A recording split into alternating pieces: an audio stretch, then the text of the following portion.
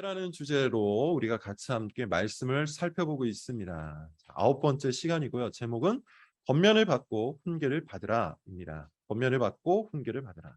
제목이 사실상 모든 것을 의미합니다.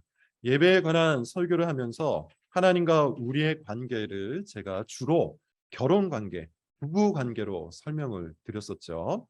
이 비유는 제가 독단적으로 쓰는 것이 아닙니다. 여러분 이미 다 아실 거예요. 성경에서 말하고 있는 바입니다. 하나님은 이스라엘과의 관계, 하나님과 하나님 백성과의 그 관계를 설명하면서 항상 결혼 관계를 비유로 사용하셨어요. 부부 관계로 말씀하셨다는 뜻이겠죠. 예컨대 이스라엘이 바알이라는 우상을 섬기는 행위를 뭐라고 규정하셨죠? 간음, 불륜, 외도라고 규정을 하셨어요. 호세아서를 보면 이 비유가 아주 잘 나오는데요. 하나님은 호세아라는 선지자를 세워서 일부러 문란한 여인과 결혼하게 하시죠. 그리고 실제로 결혼 후에 이 여인은 자주 집을 뛰쳐나갑니다. 그리고 다른 남자와 같이 살아요. 그 남자에게 폭행을 당하고 핍박을 받습니다. 하나님은 그때마다 호세아 선지자에게 명령해서 다시 그 여인, 이름이 고멜이에요. 고멜이라는 그 여인을 다시 맞아들이게 해요. 용서를 하고 다시 받아들이게 하세요.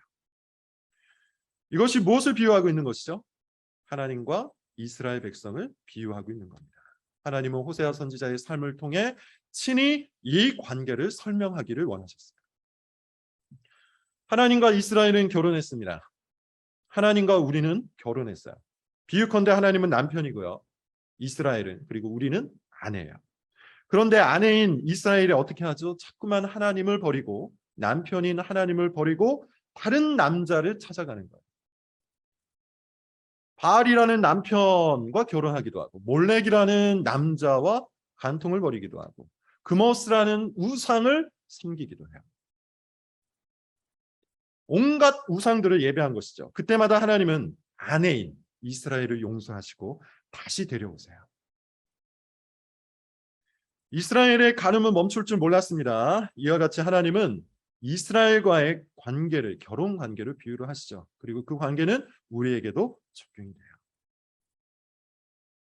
그런 의미에서 하나님을 믿는다는 것은 부부 관계와 아주 긴밀한 관계성을 가지고 있는 겁니다. 하나님과 이스라엘이 비유컨대 결혼 관계로 묶여 있다는 것, 여러분 이것을 뭐라고 이야기했죠? 언약이다. 이렇게 말씀을 드렸어요. 언약이다. 마치 부부가 결혼식에서 결혼 서약을 하는 것과 같은 맥락이라고 했습니다. 연인은 서로를 향한 감정에 묶여 있죠. 그게 맞아요. 그렇지만 부부는 그 이상이라고 했습니다. 부부는 감정보다도 더 강한 서약에 묶여 있는 사랑을 하는 존재예요. 그런 관계예요. 마치 그런 것처럼 하나님과 이스라엘도, 하나님과 우리도 감정이 아닌 더 강한 사랑, 서약에 묶여 있는 것이죠. 그게 바로 언약입니다. 그리고 이 언약을 상징하고 보여주는 게 바로 언약의 문서인 십계명이다. 이렇게 말씀을 드렸습니다. 십계명은 하나님과 이스라엘 사이에 놓인 언약의 문서입니다. 이스라엘은 십계명을 통해 하나님과의 이 언약 관계에 충성을 바쳐야 했죠. 마치 남편이 서약을 따라 아내를 사랑해야 하는 것처럼, 아내가 서약을 따라 남편을 사랑해야 하는 것처럼 이스라엘 백성들도 이 언약을 따라 하나님을 사랑했어야 했어요. 그래서 우리는 예배 중에 십계명을 낭독하는 겁니다. 예배는 하나님과 우리 관계를 확인하는 시간이에요. 하나님이 우리의 남편이 되시고 우리는 하나님의 아내가 된다는 사실을 이 언약을 통해서 확인하는 겁니다. 그래서 우리는 십계명을 읽으면서 언약 관계를 되새기는 거예요. 내가 이렇게 하나님을 사랑해야 됩니다. 내가 이 언약을 통해, 내가 이 서약을 통해 하나님을 사랑해야 하는구나. 우리는 그렇게 언약 관계로 묶여 있구나. 하나님과 나는 결혼을 했구나. 만약 우리가 이 언약 관계에 불성실했다면 그때는 어떻게 해야 되죠? 그 불성실을 고백하는 거예요. 그게 죄의 고백이에요. 영적인 간음, 영적인 외도, 영적인 간통을 정직하게 고백하는 것이죠. 십계명 제1계명이 여러분 뭡니까? 너는 나 외에는 다른 신들을 내게 두지 말라. 지금의 비유로 얘기하면 오직 하나님만 너의 남편으로 삼고 그만을 사랑하라. 따라서 우리는 이 십계명을 읽을 때마다 우리의 신앙 양심을 일깨워야 돼요. 하나님보다 더 높은 신, 이를테면 돈이라는 신, 배우자라는 신, 자녀라는 신, 명예라는 신, 성공이라는 신, 쾌락이라는 신, 게으름이라는 신, 관계라는 신을 섬긴 것을 고백해야 돼요. 그게 회개예요. 둘째부터 10번째 계명도 다 마찬가지입니다. 우리는 그런 방식으로 하나님과 우리의 관계를 되새기고 하나님 앞에 죄를 고백함으로 엎드려야 되는 것이죠. 그러면 하나님께서는 어떻게 하십니까? 호세아서를 통해서 우리에게 보여주신 것처럼 다시 우리를 맞아주세요. 그게 용서의 선언 시간이에요. 하나님은 자비롭고 은혜로우신 남편이시기에 우리의 죄를 늘 용서해 주십니다. 그리고 그것을 확증하신 것이, 그리고 그것을 보증하신 것이 바로 우리 주 예수 그리스도예요. 예수 그리스도의 십자가는 하나님의 사랑을 확증하고 보증합니다. 하나님의 용서를 확증하고 보증합니다. 그래서 우리가 그리스도를 믿을 수 있는 거고, 그래서 우리가 그리스도를 믿고 담대하게 하나님 앞에 다시 예배를 드릴 수 있는 거예요. 이와 같이 언약의 문서인 십계명 낭독과 그것을 통한 죄의 고백과 그로 말미암은 용서의 선언은 우리로 하여금 그리스도 안에 머물도록 하는 것이죠. 그리스도 안에서 십계명을 읽고 그리스도 안에서 죄를 고백하고 그리스도 안에서 용서의 선언을 받도록 만드는 겁니다. 그런 방식으로 그리스도 안에서 우리는 하나님과의 언약 관계, 하나님과의 결혼 관계, 하나님과의 부부 관계를 다시 회복하는 거예요. 그게 예배예요. 이것을 조금 어려운 말로 신학자들은 뭐라고 얘기하냐면 언약 갱신 의식이라고 합니다. 언약 갱신 의식. 예배는 언약을 갱신, 언약을 다시 회복하는 의식이에요. 언약을 중심에 두고, 언약의 문서를 중심에 두고 하나님과의 관계를 회복하는 걸 뜻하는 겁니다. 우리는 예배를 통해 하나님과의 관계를 그런 의미에서 갱신해 나가는 거예요. 회복해 나가는 거예요. 새롭게 만들어 가는 거예요. 창조해 가는 겁니다. 그래서 예배가 중요한 것이죠. 자, 그런데 이제 우리는 하나님과의 관계를 다룰 때요, 부부 관계 말고 또 다른 관계, 또 다른 관계로 한 걸음 더 나아가야 합니다. 성경이 말하는 하나님과 우리의 관계는 부부 관계만이 있잖아요. 또 뭐가 있죠? 주종 관계가 있어요. 주종 관계. 하나님은 왕이시고 우리는 그의 백성입니다. 하나님은 주인이시고 우리는 그의 종입니다.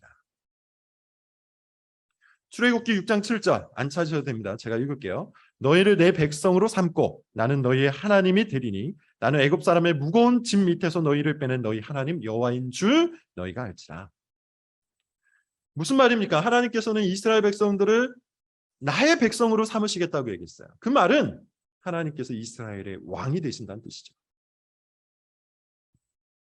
사무엘상 12장 12절에도 마찬가지로 정확하게 이렇게 나옵니다. 너희 하나님 여호와께서는 너희의 왕이 되심에도 불구하고 너희가 내게 이르기를 아니라 우리를 다스릴 왕이 있어야 되겠다. 하나님과 이스라엘의 관계는 왕과 백성의 관계예요. 남편과 아내의 관계만이 아니고 왕과 백성의 관계, 주종 관계예요. 시편을 보면 이렇게 고백하는 시가 굉장히 많습니다. 나의 왕, 나의 하나님이요. 나의 왕, 만군의 하나님이요. 하나님은 예로부터 나의 왕이시라. 언약을 맺는 장면을 여러분 다시 한번 잘 기억해 보세요. 그동안 우리가 읽었던 성경 본문을 떠올리시면서 한번 생각을 해보세요. 어떤 방식으로 언약을 맺고 있죠?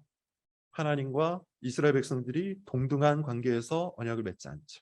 하나님은 산 꼭대기 위에 머물고 있어요. 그리고 이스라엘 백성들은 그 하나님 앞에 나아가지 못하고 산 밑에 머뭅니다. 그래서 중간에 누가 필요하죠? 중보자 모세가 필요해요.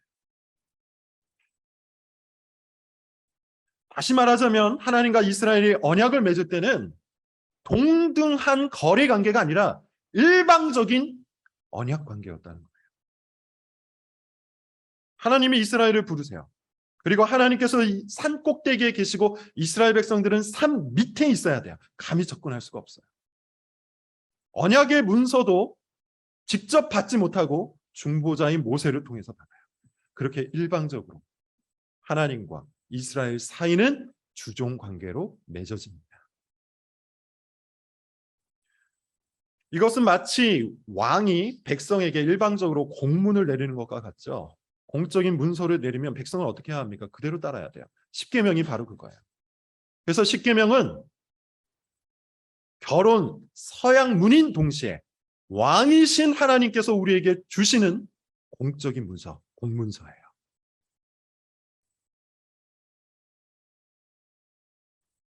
그래서 여러분, 우리는 십계명을 분석하고 평가하고 이의를 제기해서는 안 됩니다. 예컨대 하나님, 첫째 계명은 요즘 시대에 지키기 너무 힘든 것 아닙니까?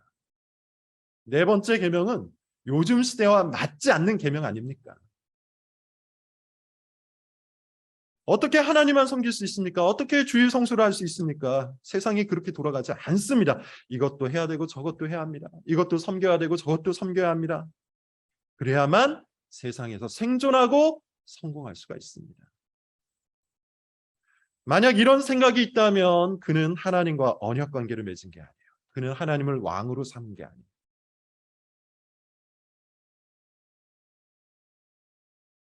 자, 여러분 어떻습니까? 하나님과 우리의 관계를 부부관계, 결혼관계, 사랑관계로 설명할 때와 지금 제가 주종관계, 왕과 백성의 관계, 명령을 받고 명령을 지켜야 되는 그 관계로 설명할 때 어때요? 여러분 감정이 어때요? 여러분 마음이 어때요? 모르긴 몰라도 반발심이 드는 사람이 많이 있을 거예요. 거부감이 발생한 사람이 분명히 있을 겁니다. 사랑으로 지켜야 한다는 말을 들을 때는 수긍이 돼요. 그래야지. 내가 연인을 사랑하듯, 부부를 사랑하듯, 배우자를 사랑하듯, 자녀를 사랑하듯 그렇게 하나님의 말씀을 잘 지켜야지. 반발심이 없이 수긍이 될 거예요. 그런데 명령으로 지켜야 한다는 말에 어떻습니까? 거부감이 생기죠. 성경이 명확하게 그렇게 말하고 있음에도 불구하고 여러분 감정에 그런 현상이 생긴다는 것은 뭘 말하는 걸까요? 두 가지를 말합니다. 먼저 우리가 이 시대의 영향을 아주 깊이 받고 있다는 거예요. 우리가 살아가고 있는 이 사회는 민주주의 사회입니다. 민주주의 사회. 민주주의 사회는 여러분 공부를 해보신 분은 알겠지만 기본적으로 계약 사회. 국가와 시민이 계약한 사회가 민주주의 사회예요. 이 사회를 형성하는 시민들이 국가와 계약을 한 겁니다. 그래서 이 민주주의 사회에서는 국가와의 관계도 일방적이지 않아요. 시민이 있기에 국가가 있고 국가가 있기에 시민이 있는 겁니다. 지금 사회에서 우리는 국가 행정을 담당하는 대통령을 직접 뽑죠. 그에게 권한을 우리가 위임하는 겁니다. 그래서 사실 대통령과 일개 시민인 우리는 일방적 관계가 아니에요. 거래 관계예요. 계약 관계예요. 입법을 담당하는 국회의원도 어때요? 우리가 직접 뽑죠. 그에게 우리가 권한을 위임하는 거예요. 그래서 일방적인 관계가 될 수 없어요. 계약 관계예요. 국가의 여러 제도에도 우리는 직접 목소리를 높입니다. 그렇게 우리는 국가와 계약을 맺고 또 국가가 우리에게 요구하는 의무들을 성실하게 담당하죠. 그런 게 바로 시민 계약 관계라고 하는 거예요. 계약 관계라는 말은 여러분 기본적으로 어떤 뜻이 내포되어 있습니까? 동등하다는 뜻이죠. 앞서 설명한 것처럼 대통령과 시민 한 명이 동등합니다. 국회의원과 시민 한 명이 동등합니다. 우리가 대통령의 공문을 따르는 이유는 우리가 그렇게 동등한 입장에서 대통령에게 그 권한을 위임했기 때문이에요. 이것이 민주주의 사회입니다. 자, 그런데 민주주의 사회를 형성한 이 계약 관계가 종종 모든 관계를 해석하고 모든 관계를 설명하고 그것을 통해서 우리의 의식을 지배한다는 것이죠. 그게 문제라는 거예요. 예컨대 부부관계가 그렇죠. 부부관계는 여러분 계약관계가 아닙니다. 부부관계는 계약관계가 아니고 성경에 따르면 언약관계예요. 계약관계라는 말은 뭐죠? 거래를 하는 관계라는 뜻이에요. 서로 동등한 입장에서 줄 것 주고 받을 것 받는 관계예요. 남편은 아내한테 줄 것 주고 또 받을 걸 받습니다. 아내도 남편에게 줄 것 주고 받을 거 받습니다. 그래서 만약에 받지 못하면 나도 주지 않겠다. 그런 생각이 성립이 돼요. 계약관계에서는 그런 관계가 합리적이에요. 안타깝게도 오늘날 우리 시대가 우리 사회가 돌아가는 여러 가지 현상들을 보면 결혼관계도 그렇게 계약관계를 인식하는 젊은 사람들이 많이 늘어나고 있죠. 더 큰 문제가 있어요. 교회 관계도 계약관계로 인식하는 사람들이 있어요. 여러분이 교회의 교인이 된 것은 교회와 거래를 한 게 아니에요. 교회와 계약을 한 게 아니에요. 교회에 줄 것 주고 받을 것 받겠다. 만약 이런 생각에 사로잡혀 있다면 그는 교회와 계약을 한 거예요. 그러나 성경이 말하는 교회와 교인의 관계는 언약의 관계입니다. 그리고 이 언약 관계의 근원은 하나님과의 관계죠. 왜 그렇습니까? 하나님은 우리와 거래할 수 있는 분이 아니잖아요. 하나님은 우리와 계약을 맺을 수 있는 분이 아니잖아요. 하나님은 우리에게 줄 수 있는 분이지만 우리가 하나님께 줄 수 있는 것은 아무것도 없어요. 하나님은 무엇인가 부족한 분이 아니기 때문이에요. 만약에 하나님께 부족한 것이 있다면요, 그는 하나님이 아닙니다. 하나님은 부족한 것이 없기 때문에 하나님이신 거예요. 그러므로 하나님과 우리는 동등한 입장에서 계약을 맺을 수 없어요. 오직 하나님의 일방적인 주도를 통해 언약을 맺을 뿐이에요. 그래서 하나님과의 언약 관계는 주종 관계일 수밖에 없고 왕과 백성의 관계일 수밖에 없는 것이죠.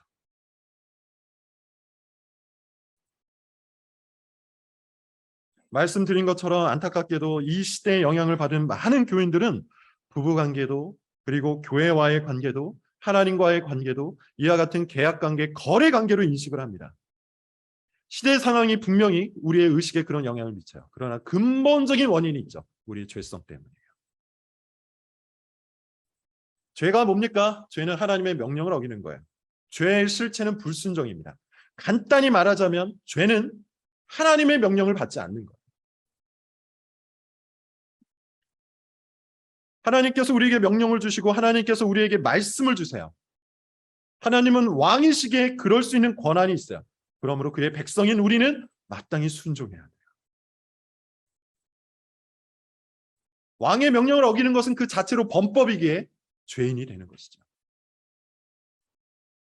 따라서 죄의 실체는 불순종입니다. 죄인은 불순종을 당연하게 여겨요. 그게 죄의 실체이기 때문이에요.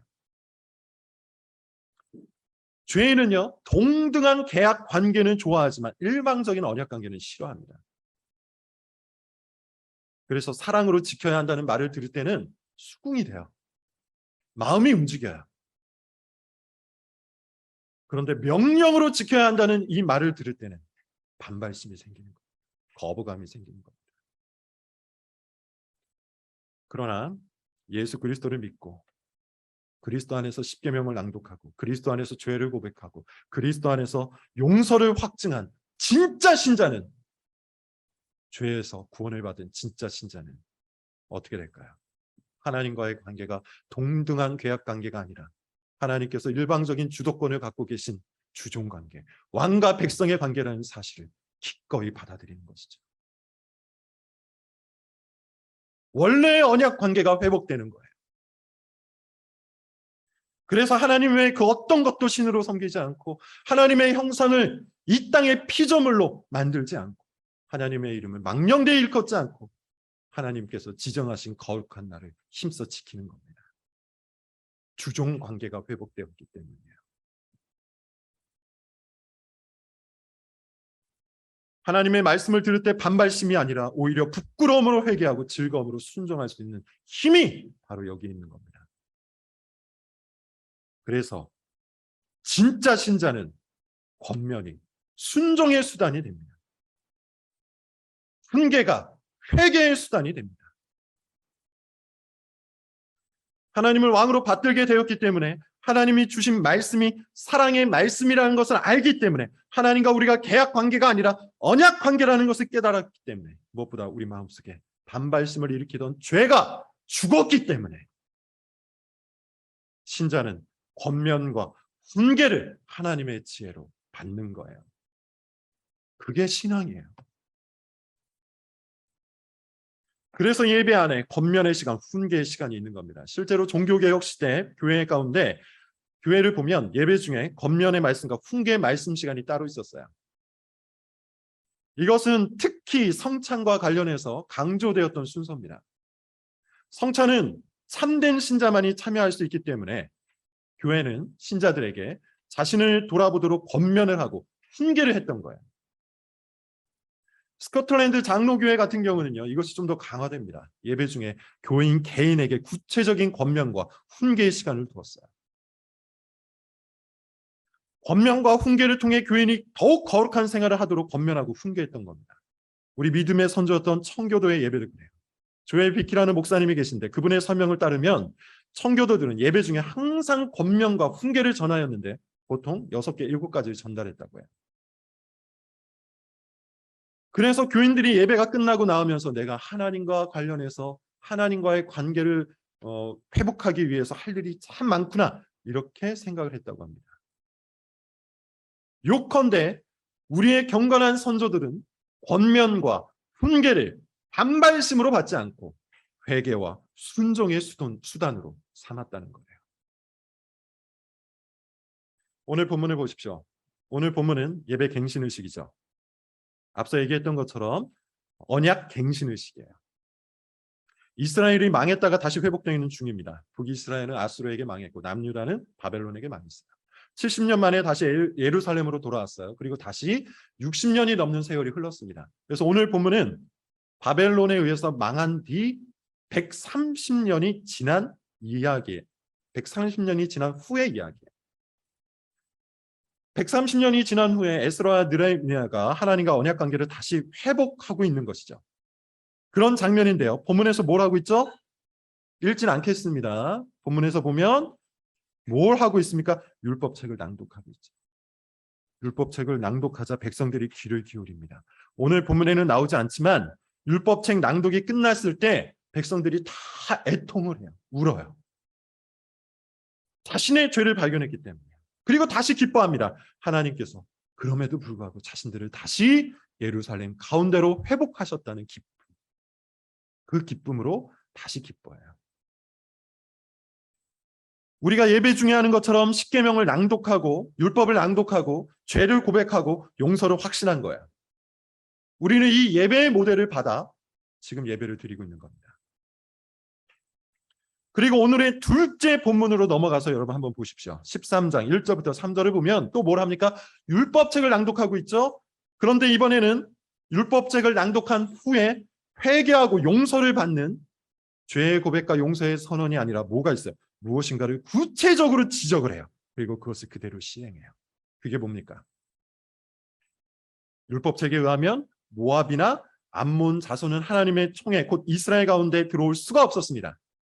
율법책을 읽으면서 그것을 지적받자 어떻게 하죠?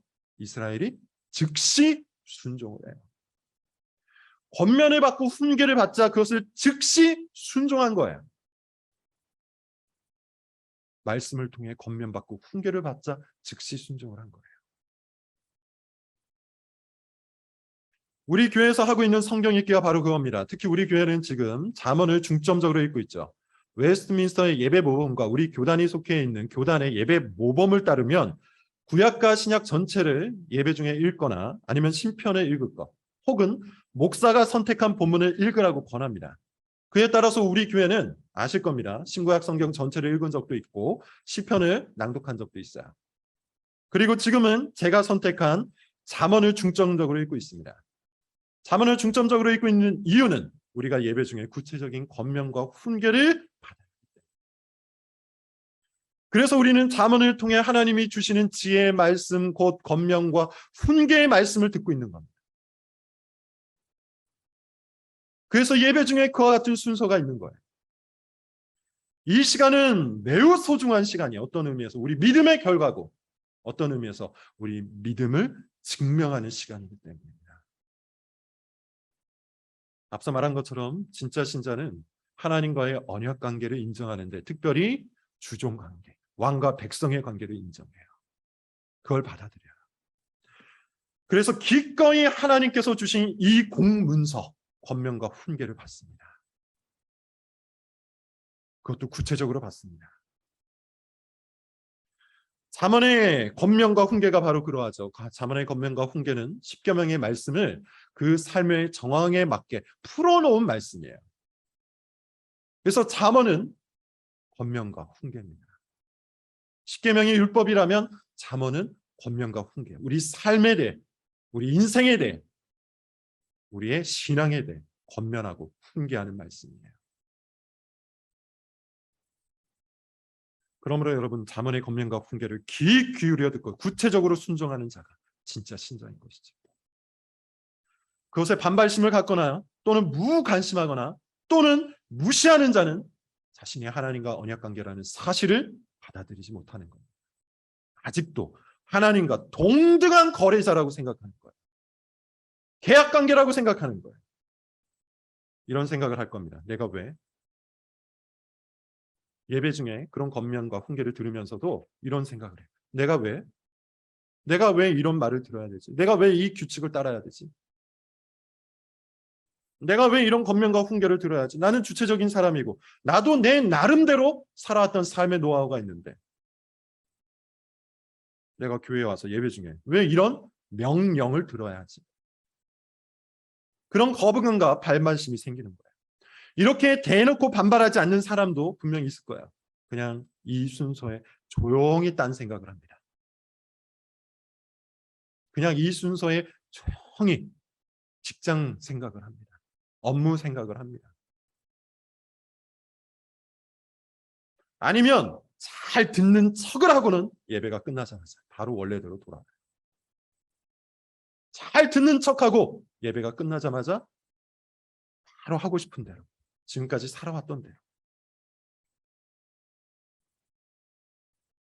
그대로 살아간다는 거예요. 느헤미야 13장에서 얘기했던 것처럼 율법책을 통해서 모압 자손과 암몬의 자손을 하나님의 총에 들이지 말라는 이 권면과 훈계를 들어놓고 그 예배가 끝나 여전히 모압 자손과 암몬의 자손을 받아들이는 것과 다를 바가 없는 것이죠. 그런 사람의 삶에는 회개가 있을 수 없습니다. 회개가 없기 때문에 순종이 없겠죠. 순종이 없기 때문에 성화가 없습니다. 오늘 잠언의 말씀에서 우리는 그것을 확인합니다. 오늘 잠언은 이렇게 말하죠. 거만한 자를 징계하는 것, 악인을 책망하는 것 소용이 없다. 왜 그렇습니까? 지금까지 설명을 잘 들은 사람은 알 거예요. 진짜 신자는 권면과 훈계를 무시하지 않아요. 귀로만 듣고 끝내지 않아요. 마음에 깊이 새기고 자기 삶에 구체적으로 적용합니다. 그러나 그렇지 않은 자, 즉 마음이 한껏 높아진 자, 거만한 자, 감히 하나님과 거래할 수 있다고 생각하는 자, 하나님과의 관계를 계약 관계로 인식하는 자, 그런 사람은 듣지 않아요. 들어도 지키지 않아요. 다 듣고 잊어버려요. 예배가 끝나는 즉시 원래대로, 관성대로, 습관대로 선택하고 살아갑니다. 오히려 마음에 반발심만 가져갈 거예요. 내가 왜? 라는 생각만 들 겁니다. 내가 왜 지켜야 되지? 내가 왜 이런 명령과 훈계를 들어야 되지? 그리고는 권면하고 훈계하는 사람을 이상한 시선으로 볼 거예요. 이게 시대의 영향입니다. 이게 우리 죄의 영향입니다. 꼰대라고 조롱하고 시간이 지나면 적대하고 공격합니다. 반드시 이기려고 할 거예요. 거만한 사람의 특징이 바로 그러하기 때문이에요. 거만한 사람은 모든 관계를 거래 관계, 다른 말로 이야기하면 일종의 게임으로 여겨요. 관계를 게임으로 여겨요. 그래서 권면과 훈계의 말씀을 일부러 거스를 뿐만 아니라 일부러 그 반대로 행동하네요. 이를테면 성도의 교제를 옳게 하려면 분별하는 사랑을 해야 한다는 권면을 들었을 때 내가 왜? 라는 생각을 갖고 일부러 그렇게 행동하지 않습니다. 그렇게 행동하려는 사람이 있으면 일부러 찾아가서 또 그렇게 행동하지 못하도록 만듭니다. 게임을 벌이는 거예요. 권면이 먹히지 않도록, 훈계가 먹히지 않도록 권면과 훈계를 한 사람과 게임을 하는 것이죠. 오늘 잠언이 그렇게 말하지 않습니까? 미련한 여인이 떠들며 앉아서 자기 길을 바로 가는 행인들을 불러 이르되 어리석은 자는 이리로 돌이키라.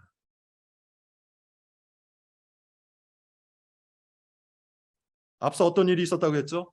지혜라는 여인이 똑같이 성문에 앉아서 이리로 돌이키라라고 이야기했는데 이 미련한 여인도 똑같이 성문에 앉아서 그 지혜 있는 여인과 게임을 벌이고 있잖아요. 일부러 지키지 못하도록 하는 거예요. 바른 길을 가는 행인들에게 일부러 그 권면과 훈계를 듣지 못하도록 하는 거예요. 또 지혜 없는 자에게 도둑질한 물이 달고 몰래 먹는 떡이 맛이 있다 하는 거다. 네 본능대로 살아라. 네가 옳다고 믿는 대로 가라. 네 관성대로, 네 습관대로, 네가 원하는 대로 그 길을 선택하고 가라. 그 길이 얼마나 달콤하고 얼마나 즐거운가, 얼마나 행복한가. 놀라울 만큼 잃지 않습니다. 이 어리석고 거만한 자에게 주어지는 가장 큰 벌은 권면하지 않고 훈계하지 않는 겁니다. 그가 가는 길을 그냥 그대로 두는 겁니다. 음란한 사람의 꼼에 넘어가도록 내버려 두는 겁니다. 위선자의 유혹에 사로잡히도록 내버려 두는 겁니다. 악인의 거짓말에 넘어가도록 그대로 두는 겁니다. 그것이 이 어리석고 거만한 자에게 주는 가장 큰 형벌이에요. 그러므로 여러분 다시 한번 말하지만 권면을 할 때 들으십시오. 훈계를 말할 때 받으십시오. 권면이 순종이 되고 훈계가 회개가 되도록 하십시오. 그것을 위해서 하나님께서 매주 예배로 부르시는 거예요. 이스라엘 백성들이 권면과 훈계를 듣자마자 즉시 모압과 암몬의 자손을 분리한 것처럼 권면과 훈계를 그대로 적용하십시오. 그러기 위해 애를 쓰십시오. 권면과 훈계를 받을 때 비로소 우리 삶에 거룩함이라는 진보가 나오는 거예요. 그러니 예배 중에 하는 이 순서를 허투루 여기지 말기를 권합니다.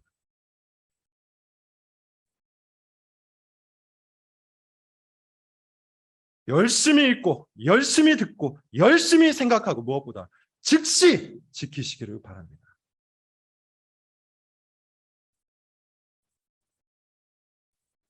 사탄은 우리가 권면을 듣는 즉시 우리 마음속에 반발심을 일으켜요. 그게 사탄이 하는 일이에요. 사탄은 죄를 부채질하기 때문이에요. 사탄은 우리가 훈계를 듣는 즉시 그것을 빼앗으려고 해요. 잊어버리게 해요. 생각나지 않게 만듭니다. 그것이 사탄이 하는 일이에요. 그러므로 우리가 즉시 듣고 지키지 않으면 우리는 지혜롭게 살 수가 없습니다. 오늘 우리가 들을 수 있는 두 가지 소리가 있죠. 첫 번째는 지혜로운 여인의 소리입니다. 그리고 그 지혜로운 여인의 소리와 게임을 벌이는 미련한 여인의 소리예요. 우리는 두 목소리 다 듣습니다. 그러므로 선택해야 돼요. 무엇을 듣고 무엇을 따를 것입니까? 권면을 받고 훈계를 받으십시오. 여러분 자신의 습관을 따르지 마십시오. 여러분 자신의 관성을 따르지 마세요. 여러분 자신이 지금까지 만들어 놓았던 삶의 체계를 따르지 마십시오. 여러분의 감정과 여러분의 관계의 규칙을 따르지 말고 하나님이 말씀하신 그 권면과 훈계를 듣고 돌이키십시오. 그럴 때 진정으로 하나님이 기뻐하시는 지혜로운 삶을 살 수 있는 겁니다. 기도하겠습니다.